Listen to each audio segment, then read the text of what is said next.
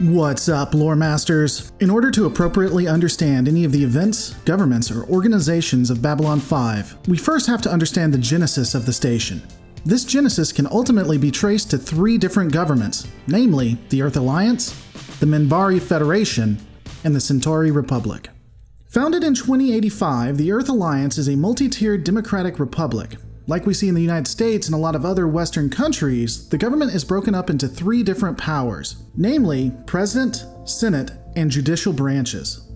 The President, and the Senate apparently, are centralized in Geneva, Switzerland, in an area known as the Earth Dome. Earth Dome was a, wait for it, large dome city and one of the wonders that Terrans had to offer. As stated, this city is where the Earth Senate, Office of the President of the Earth Alliance, Earth Force Command, and Psi Corps headquarters are located. The original founding members of the Earth Alliance were the United States, United Kingdom, Ireland, the Netherlands, Japan, New Zealand, South Africa, Australia, and Canada. Canada was a part of the founding of a great empire? Wow, this really is fiction. The Earth Alliance expanded its borders beyond that of Earth and ultimately moved out into the stars. This included an attempt to create small scientific colonies on Mars, which ultimately would later branch out to a full civilian installation. Though, Earth would not gain major prominence until first contact with the Centauri Republic. The Centauri decided ultimately to trade their jump gate technology and other advancements with the Earth Alliance. This would pole vault the Earth Alliance into an intergalactic power. Earth Force, an entity in which a complete video will be dedicated, encompassed many aspects of humanity's needs, but for right now, this would include the main military force of Earth. And ultimately, the human military would be put to the test when the Earth Alliance allied itself with the League of Non-Aligned Worlds. Ultimately, the Earth Alliance would assist the League of Non-Aligned Worlds against a species known as the Dilgar. And thanks to the Earth Alliance, the Dilgar were pushed back to their homeworld. And then the Dilgar sun went supernova. Unfortunately, while doing research for this lore, I couldn't ever really confirm if the Earth Alliance knew the sun was going to go supernova.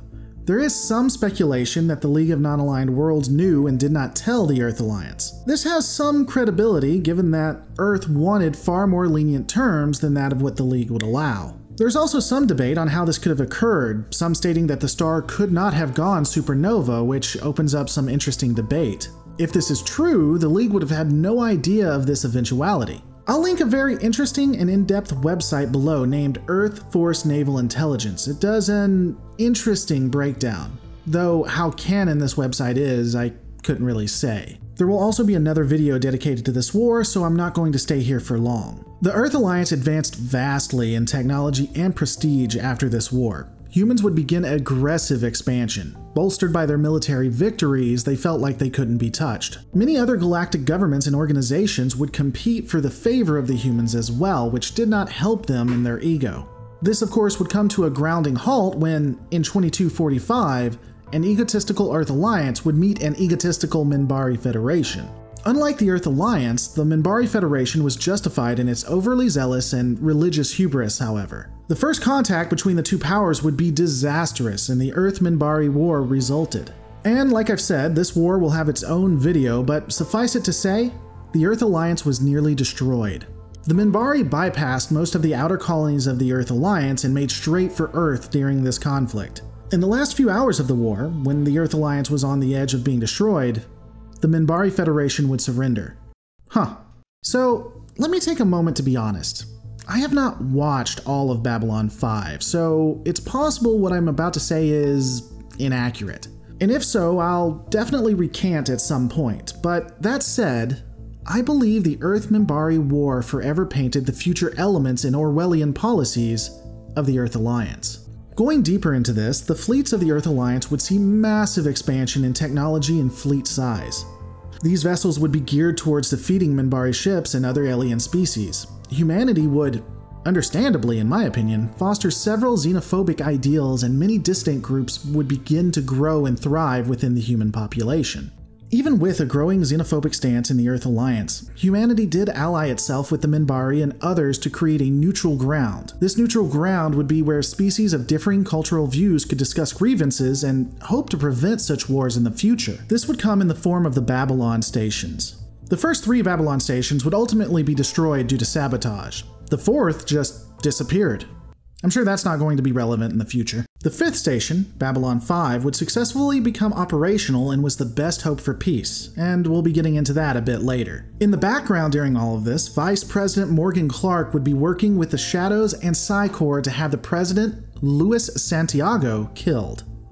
And he would be successful. This would lead to the Earth Alliance Civil War, which, you guessed it, will be discussed at a later point. Ultimately, President Clark would commit suicide and Earth would be freed of his tyrannical rule. After this, Earth would then see almost complete devastation by a, death cloud. And then the Earth may have been infected with the Drak Plague, a biogenetic nanovirus developed by the Shadows and would ultimately kill the infected species outright once they found the weakness of said species. After overcoming this, ultimately, everything that happened before wouldn't matter though, as Earth would nuke itself into the Dark Ages. No, literally, it nuked itself into the Dark Ages, leaving the fate of humanity and its colonies relatively unknown, at least as of the upload of this video. Hey guys, I'm just going to take a second to do a cut in here. Yes, I know what happens to humanity ultimately in the season finale. I'm not going to do the spoilers, but I do know. I just want to point out that I was talking about the Earth Alliance. We don't know if it stayed, if it continued on, what happened after that. Yes, I have seen the ending. I know what happens to humanity. We'll talk about it later. Thanks. So yeah, that's a Disney ending if I ever heard one. I mean, if we look at humanity as the parents of the protagonist, then this is definitely how Disney would have ended it. The amount of humans throughout the Earth Alliance at its height can vary based on the resource you use, but it's estimated at least 16 billion, and through most of the time was considered a major galactic power. At its height, the Alliance would have at least 16 known member states with up to 15 colonies, depending on how you define the term colony, and 21 minor colonies. Possibly even more if we include beta colonies. Assuming beta colonies weren't a part of the minor or known colonies, that's a little bit confusing. We'll get into that a little bit later. From my research, it really feels like the Earth Alliance is, for most of its existence, effectively chaotic neutral. With the exception of the Civil War, the Alliance ultimately appeared to mimic the allies in which it had depending on the era, so sometimes that was a good thing, sometimes it was not. But that's my opinion.